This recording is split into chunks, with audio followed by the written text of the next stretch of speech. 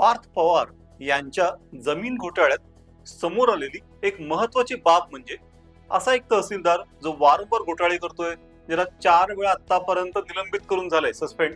त्यालाच पुन्हा एकदा आपण केलं होतं पुण्यामध्ये आणि या प्राईम पोस्टिंगला ठेवून त्याने पुन्हा घोटाळा केला. म्हणजे एक प्रकारे आपल्याला आमंत्रण दिलं होतं की तू कर बाबा घोटाळे. आता ही जी लोक होतात सस्पेंड, निलंबित, त्यांचं कसं असतं की त्यांना 6 महिने 50% पगार मिळतो आणि 6 महिन्यात काही सिद्ध झालं नाही आणि निलंबितच राहिले तर 6 महिन्यानंतर 75% पगार मिळतो. मग सरकार म्हणतं की यांना घरी बसून पोचण्यापेक्षा पुन्हा कामावर घ्या आणि अशा प्रकारे जे पकडले गेलेत, जे भ्रष्ट आहेत, ते पुन्हा कामावर येतात. प्रश्न हा आहे की यांना काढून का टाकत नाही? Y they are not dismissed? त्यांना काढून टाकून बेरोजगारांना आपल्या जागा देता येईल.